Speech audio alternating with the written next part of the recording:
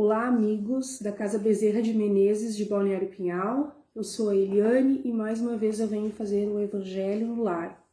A minha água já está aqui e eu peço a todos que estão ouvindo muita luz, muita paz, muita serenidade, muita tranquilidade e que os lares de vocês recebam toda a energia positiva da espiritualidade.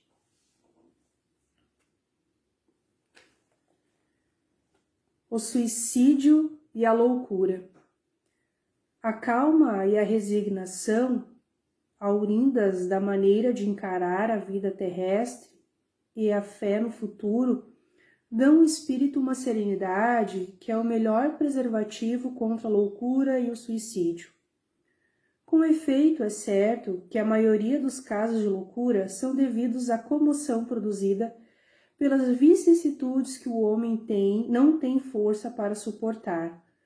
Se, pois, pela maneira que o Espiritismo o faz encarar as coisas deste mundo, ele recebe com indiferença, com alegria mesmo, os reveses e as decepções que o desesperariam em outras circunstâncias.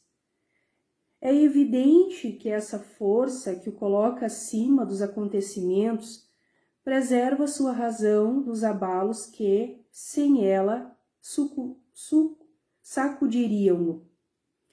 Ocorre o mesmo com o suicídio. Excluídos aqueles que se efetuam no estágio de embriaguez e de loucura e que podemos chamar inconscientes, é certo que, quaisquer que sejam os motivos particulares, tem sempre uma causa no descontentamento. Ora, aquele que está certo de não ser infeliz senão por um dia e de serem melhores os dias seguintes, tem facilmente paciência. Ele só desespera se não vê termo para seus sofrimentos. Que é, pois, na vida humana, em relação à eternidade, senão bem menos do que um dia?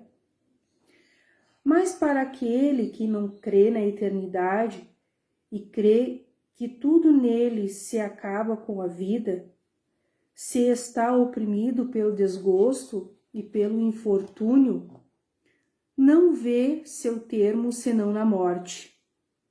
Não esperando nada, acha muito natural, muito lógico mesmo, abreviar suas misérias pelo suicídio.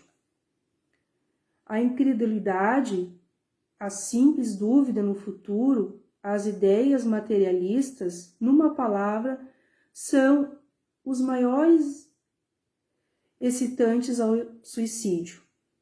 Elas dão a covardia moral. Quando se vêem homens de ciência se apoiarem sobre a autoridade do seu saber para procurarem provas aos seus ouvintes ou aos seus leitores que eles nada têm a esperar depois da morte, não os conduzem a essa consequência de que, se são infelizes, nada têm melhor de fazer do que se matar? Que eles poderiam dizer para disso desviá-los? Que compensação poderiam lhes oferecer? Que esperança poderiam lhes dar? Alguma coisa senão o nada. De onde é preciso concluir que o nada é o único remédio heróico, a única perspectiva, mais vale nele cair imediatamente que mais tarde e, assim, sofrer por menos tempo? A propagação das ideias materialistas é, pois, o veneno que inocula em um grande número de pessoas o pensamento do suicídio.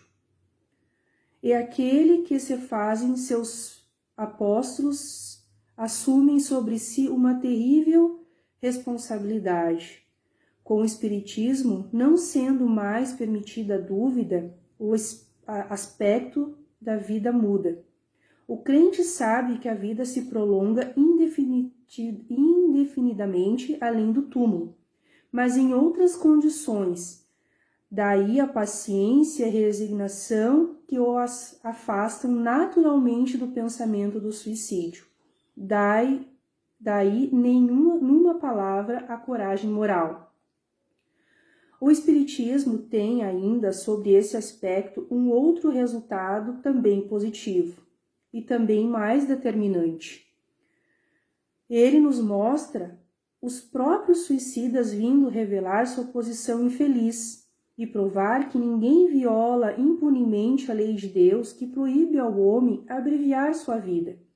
Há entre os suicidas aqueles cujo sofrimento, por não ser senão temporário ao invés de eterno, e não menos terrível, e de natureza a dar o que pensar a qualquer que fosse tentado a partir daqui antes da ordem de Deus. O espírita tem, pois, para contrabalancear a ideia do suicídio, vários motivos. A certeza de uma vida futura, na qual ele sabe que será tanto mais feliz quanto tenha sido mais infeliz e mais resignado na terra.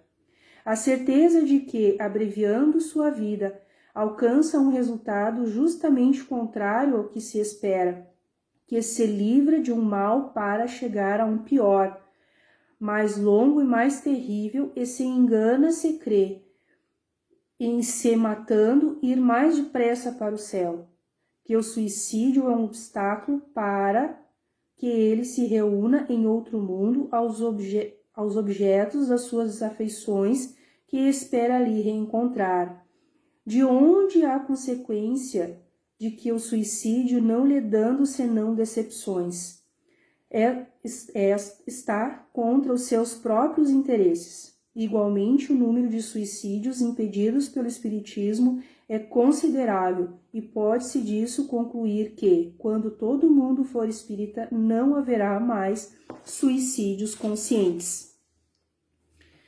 Comparando-se, pois, os resultados das doutrinas materialistas e espírita sobre o único ponto de vista do suicídio, vemos que a lógica de uma a ele conduz, enquanto que a lógica da outra dele desvia, o que está confirmado pela experiência.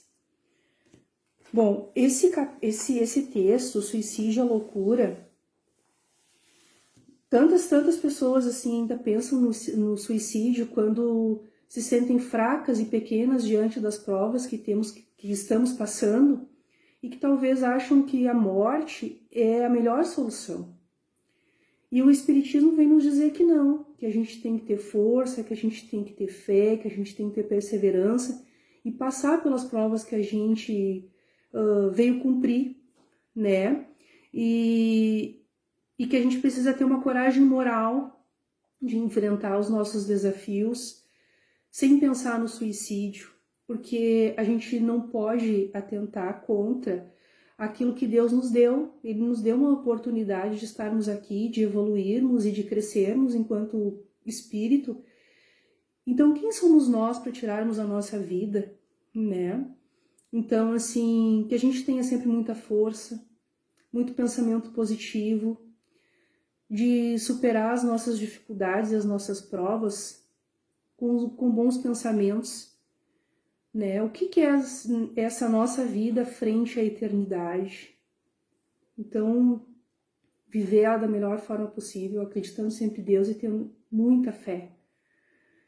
E esclarecer, às vezes, as pessoas que cruzam o nosso caminho, que possam estar depressivas e que precisando de uma palavra amiga, né? Então, para finalizar, desejo a todos uma boa noite. Que os lares sejam abençoados, fluidificados, recebendo todas as energias da espiritualidade. Que possamos acalmar nossos corações de toda a angústia e de toda a ansiedade que possa estar conosco. Pedindo luz, paz, serenidade, tranquilidade e que a gente tenha sempre a sabedoria de ouvir os nossos mentores, nos conduzindo sempre para o bom caminho, para os bons pensamentos. E que assim seja. Um grande abraço a todos.